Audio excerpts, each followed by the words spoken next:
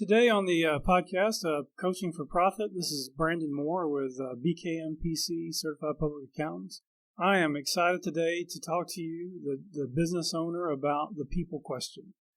What is the people question? It's about when to hire, who you should hire, how you should hire, and then what to do if you make a hiring mistake. One of the most important questions for a business owner, it's a huge decision. Implications on the business for the individual being hired is hiring the right person.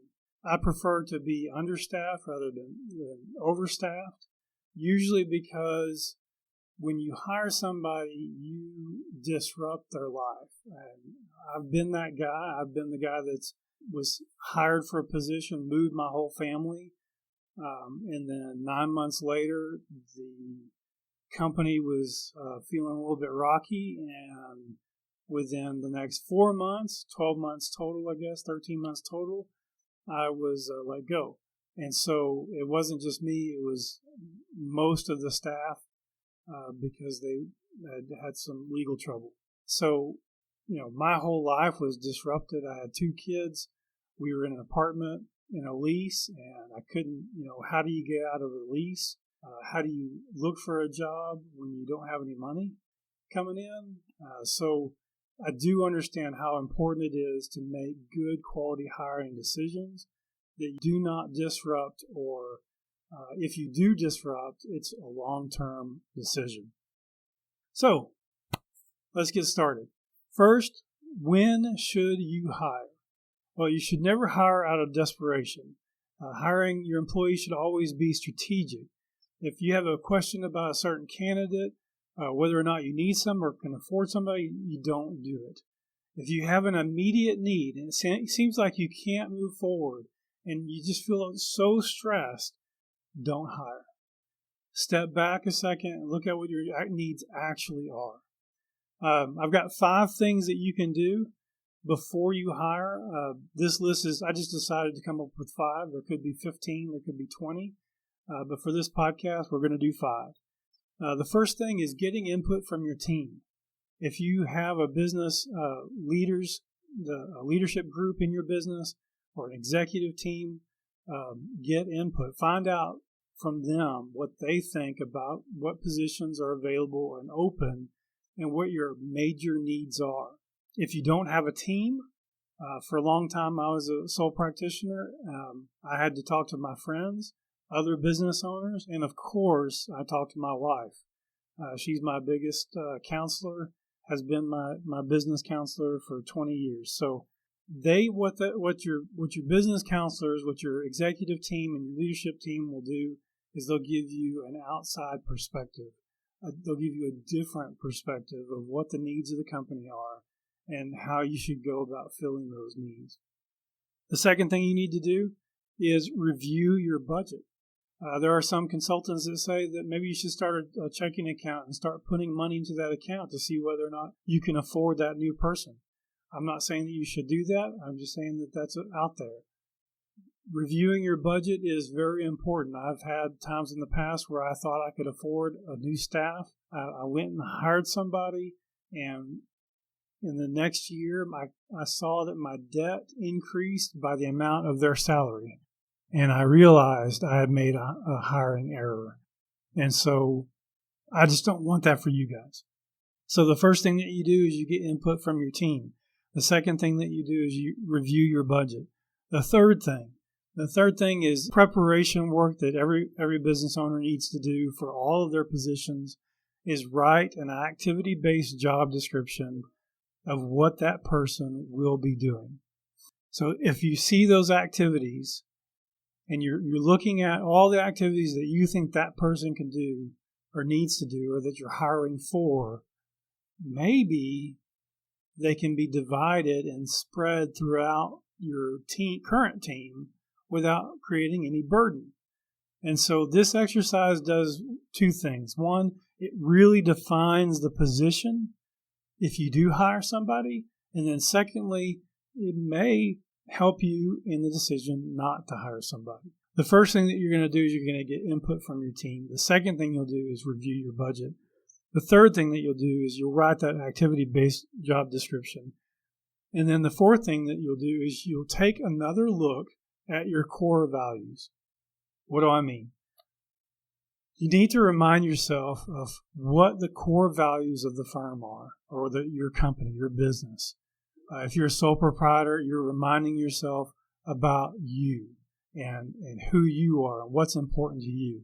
Why do you do this? Because any new team member has to be in line with your core values. If they're not in line with your core values, it's going to cause more disruption to have a new person on than to just leave the position vacant. So what are you going to do? You're going to get input from your team. Second, you're going to review your budget. Third, you're going to write an activity-based job description. Fourth, you're going to look at your core values to know who you're going to hire and what they look like. And the fifth thing that you're going to do is you're going to write down the expectations of the position, the goals, the tasks, objectives for the position, how they be measured. Knowing this beforehand gives you an advantage in the interview process and then even after the candidate comes on board. This is not the same thing as the activity-based job description.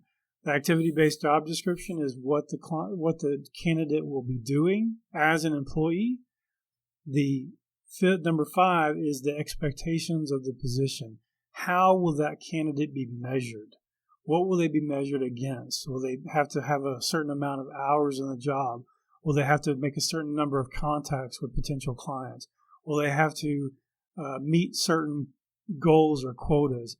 All of that should be determined beforehand so that the new candidate has a clear focus and expectation and knowing what you expect of them and what they should be expecting of themselves. So now when you've hashed out these 5 things, you might be ready to start looking for the right candidate. All right, so that was the first point of when you should hire. Let's go on to the next point. It's also very important. It's who should you hire? You know that people are not your greatest asset. That's been said so many times in business. It's actually the right people are your greatest asset. Jim Collins, author of Good to Great, says that in his book that it's more important to have the right people than what those people will be doing. It is first who, then what. That's the principle. It's the first who, then what. It's more important to get somebody who is competent, who is energetic, who fits your values, and then find a place for that person rather than the other way around. So in point 4, as we talked about before, we talked about how important it is that you look at your core values in your hiring process. There are a lot of books that discuss what that means. Some of them talk about emotional intelligence. Jim Collins talks about level 5 leadership. John Maxwell talks about level 5 leadership. What makes a good team player? Basically, they all have to do with aligning the values of the individual with the values of the business.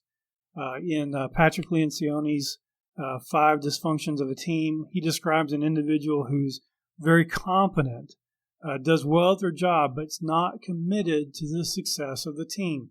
The values are not in line.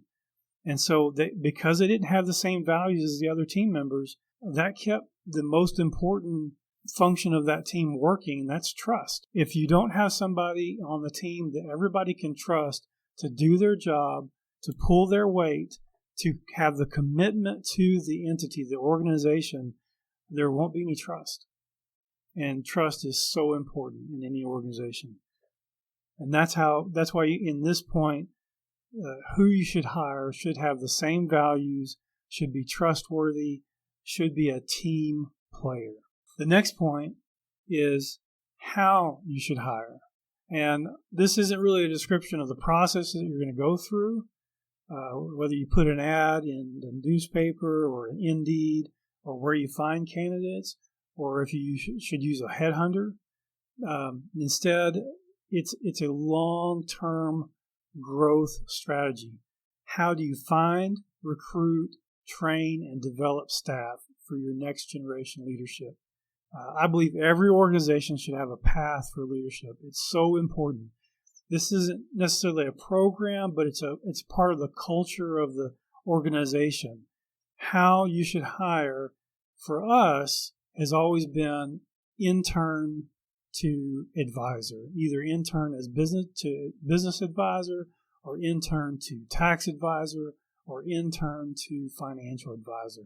What we want to do is we want to hire people who are right out of school or still in school, train them, get them a part of our culture as much as possible, and then develop them in their competency, developing them in how the other team members trust them. That is how we choose to grow. It's not often that I hire from the outside. Sometimes I just have to, and that's where those other questions come into place in the first point. But in our long-term strategy for growth, we have to have a plan for developing and training leaders.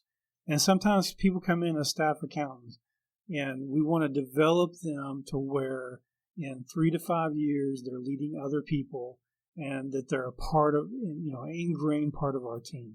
For us, we treat all interns as if they're full-time staff. The only concession that we make is their schedule. Sometimes they still have school, and so we work around that school schedule. But we really try to, if they're willing to be all in, then we treat them as all in.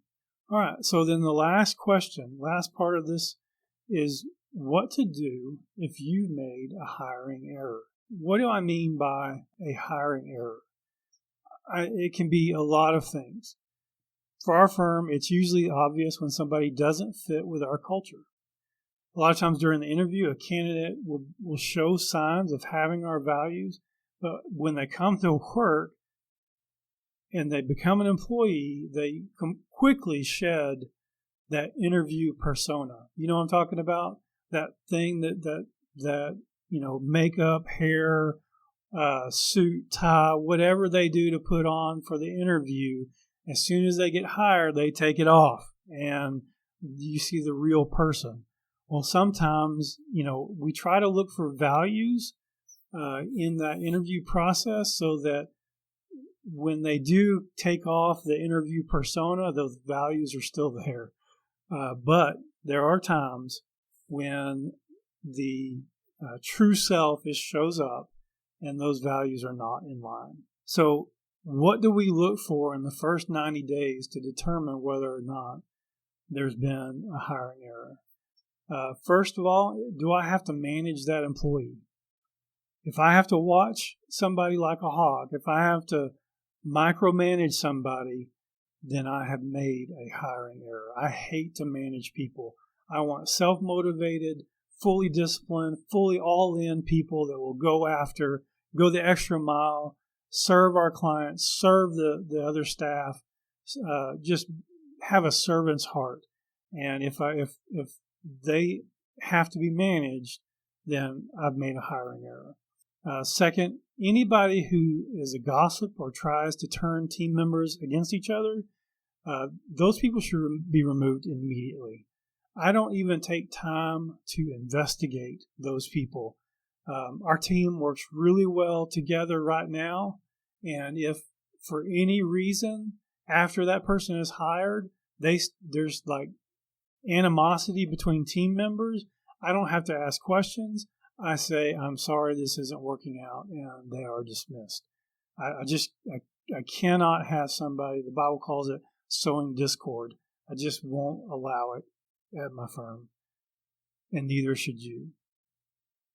The next reason the thing to look for in the first 90 days is competency. Does their competency match the resume? Sometimes I know that there's a learning curve with every new employee. However, if a new person comes in after several weeks and I'm still doing their job, or I've got other team members that are still doing their job, or they seem to they don't learn from the corrections or the adjustments that they're asked to make, then we've made a hiring error, and their competency does not match their resume. Now, a lot more freedom is given to interns because Interns, you're discovering what they're good at and where to place them. And so sometimes for them, we need to find the right seat on the bus instead of whether or not they should be on the bus. The next thing I look for in any new staff is the grass is greener syndrome.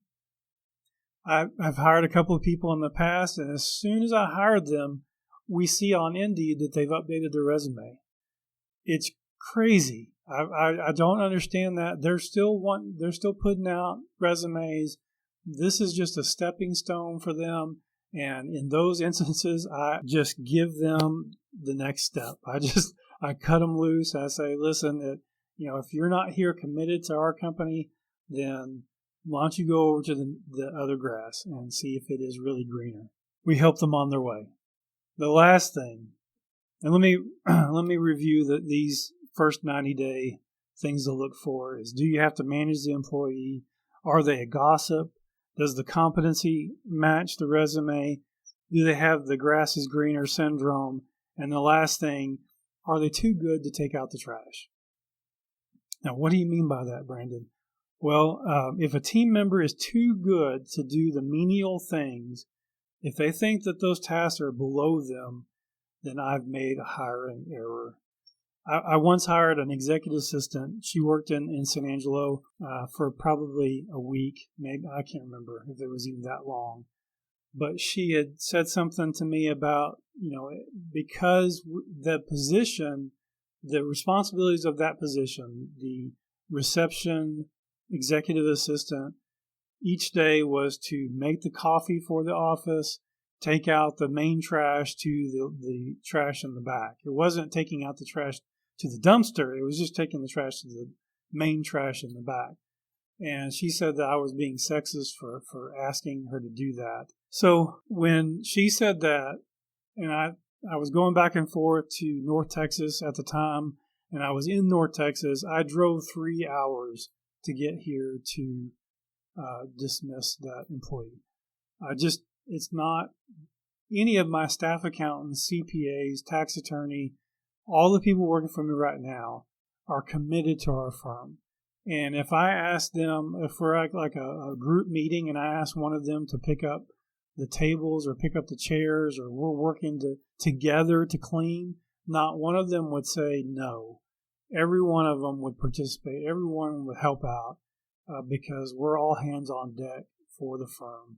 I try to model that servant leadership, that I'm not too high and mighty to pick up trash that I see on the floor, clean up after other people. It doesn't matter to me. I just want the firm to look the best. I want the firm to operate smoothly, and whatever needs to be done, that's what we do. And I think that if everybody on staff has that mentality, you're going to have a really good, solid team member. But if they don't have that mentality, do not hesitate. Let them go. So now what do you do if you've determined that you made a hiring error? I think it depends on the person and the situation. Some people may not be in the right seat on the bus. If you haven't heard or read Good to Great by Jim Collins, he goes into pretty good depth about what that means. You might, if instead of asking to get off the bus, you might ask them to change seats. They may be competent in other areas, and they may be a really good fit.